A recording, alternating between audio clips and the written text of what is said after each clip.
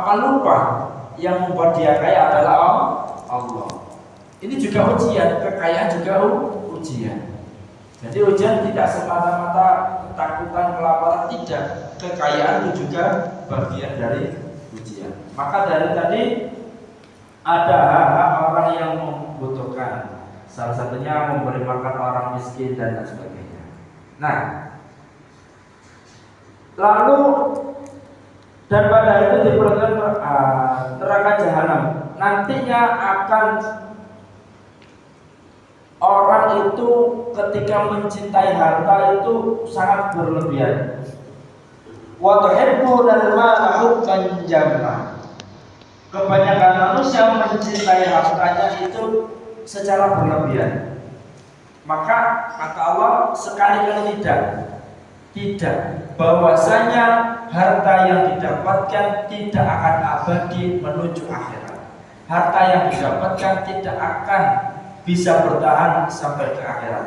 Dan apabila bumi nantinya digoncangkan dengan goncangan yang sangat dahsyat, serta zalzalah, maka semuanya hilang habis, termasuk harta yang kita kumpulkan, termasuk motor, rumah, mobil, habis semuanya ketika bumi sudah dihancurkan. Nah, maka itu kita bedakan, monggo kita bedakan tujuan kita. Ada tujuan dunia, ada tujuan akhirat. Kita fokus ke dunia dulu. Kalau kita tujuan dunia, kita hidup kalau di dunia ini tujuannya mencari apa, Bu? Kalau di dunia, uang, atau apa? Kalau sudah mencari uang, pekerjaan. Kalau mungkin anak-anak tujuannya berprestasi, bisa masuk ke sekolah favorit. Sudah masuk sekolah favorit, berprestasi lagi, masuk ke perguruan tinggi favorit. Sudah masuk ke perguruan tinggi, berprestasi lagi, tujuan dunia, ya. Maka masuk ke dunia pekerjaan yang layak. Dunia pekerjaan yang layak, di mana pekerjaannya sedikit sudah dapat uang banyak. Nah, ini pekerjaan yang layak, tujuan dunia. Sudah dapat pekerjaan yang layak, dapat uang. Nah, uang sudah didapat. Lantas apa yang akan dilanjutkan seterusnya? Oh, belum punya motor, akan beli motor. Nah, ini sudah beli motor, sudah terpenuhi tujuannya, akan mencari tujuan yang lain. Oh, motor sudah. Besoknya mengumpulkan uang lagi, beli mobil. Nah, beli mobil. Sudah terpenuhi tujuannya, sudah beli mobil, mengumpulkan uang lagi. Selanjutnya beli rumah. Sudah terpenuhi tujuannya, mengumpulkan uang lagi, lalu beli pesawat.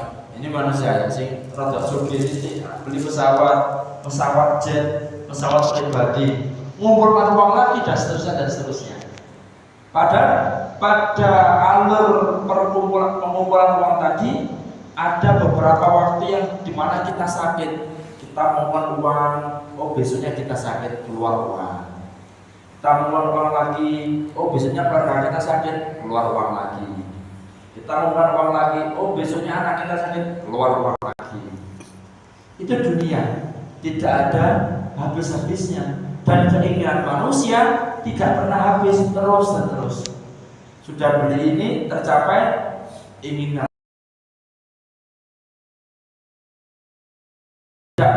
Hanya orang muda saja, orang yang sudah tua pun juga ada keinginan yang berlebih, terus. Manusia, ini sifat manusia, tidak pernah habis. Ini kalau orientasinya dunia. Kalau kita kembalikan orientasinya ke akhirat, tujuannya akhirat apa? Mencari ridho Allah, menuju ke surga.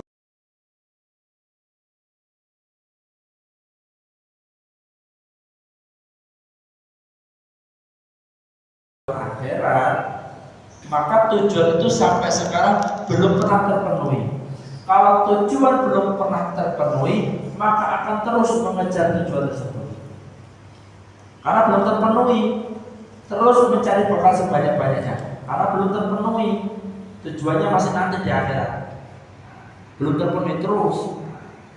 Nah, maksud dari ini adalah kenapa kita harus fokuskan tujuan kita akhirat? Karena apa yang kita lakukan, apa yang kita inginkan, kalau orientasinya kita di akhirat, umpama anak-anak kita, silakan anak-anak kita bermain HP, tidak dilarang, cuma jangan berlebihan. Silakan anak-anak kita untuk bermain game, tidak dilarang, cuma jangan berlebihan. Maka kalau orientasinya akhirat, bukan seperti itu lagi. Nah, kalau kamu sudah bermain game, sudah HP, kalau sudah terdengar waktu adzan, ayo sholat bersama, ayo sholat bersama-sama. Ini orientasi akhirat. Orientasi akhirat. Anak pun juga gitu, belajar matematika, belajar bahasa Inggris, belajar IPA. Nah, kalau kamu belajar matematika, bahasa Inggris, IPA, jangan lupa niatkan belajarnya lillahi ta'ala. Niatkan belajarnya karena Allah.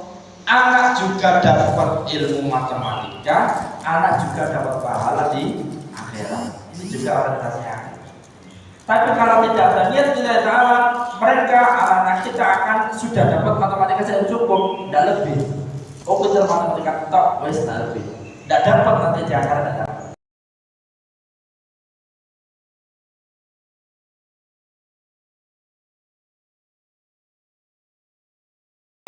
Kita bekerja, terus bekerja, namanya orang lupa tidak diniatkan lillahi ta'ala. Ono kancane riba, ya beto riba. Nah, iku lho, kok tekone telat terus lah ini. Wonten. Itu kalau niatnya tidak lillahi ta'ala. Kalau niat lillahi ta'ala insyaallah akan ingat. Insyaallah akan ingat. Nah, ini apapun yang kita kerjakan baik di kantor maupun di rumah, niat lillahi ta'ala, apa yang kita niatkan, entah itu mulek sambel, entah itu menuangkan air, niat lillahi ta'ala akan mendapatkan porsi pahalanya sendiri di akhirat. Nggak tahu, beda ya, melayani suami, oh kayak teh kopi, bismillahirrahmanirrahim lillahi ta'ala. Nah ini karena Allah. Itu kopi didapat, kopi dibuat manis rasanya, yang dapat diserahkan ke suami, pahala dari Allah juga dapat. Karena dia kopi mencucu, gimana? Olehnya dia oleh mencuci mawon, tidak dapat pahala. Sama halnya seperti ini. Mohon maaf, ada saudara kita non muslim, saudara kita di luar sana non muslim, bersedekah, senang infak.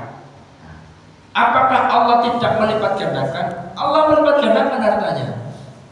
Tapi di dunia, konsep dunia, siapa yang berbuat kebaikan akan dibalas oleh Allah di dunia. Sedekah, infak, mereka yang senang sedekah, infak, mengeluarkan uangnya, maka dia akan semakin kaya. Ini konsep dunia, Allah langsung balas. Tapi dia tidak dapat pahala di akhirat. Sama halnya kita nyapu di masjid. Nyapu di masjid benar, tapi tidak diniatkan lillahi ta'ala, sama saja. Maka nyapu di masjid dapat pahala, niat lillahi ta'ala akan dapat di akhirat. Double. Apapun aktivitas kita. Maka ketika nantinya hari kiamat datang, maka semuanya akan diluluhlantahkan, semuanya habis. Maka ketika manusia masuk di akhirat akan berkata, yaqulu ya laitani qaddamtu li hayati, dia berkata, alangkah baiknya sekiranya dahulu aku mengerjakan kebajikan untuk hidupku ini. Loh, lek wis mlebu akhirat, andai kata aku biyen nglakoni kebaikan lebih banyak, penyesalannya datang. Fayauma idzal la yu'adzibu 'adzabahu ahad, maka pada itu tidak ada seorang pun yang mengadab seperti azabnya yang adil. Kalau Allah sudah mengazab seseorang, tidak ada yang mampu menolongnya. Kalau Allah sudah memberikan azab kepada satu orang, tidak ada yang mampu menolongnya sekalipun itu doa. Tidak ada.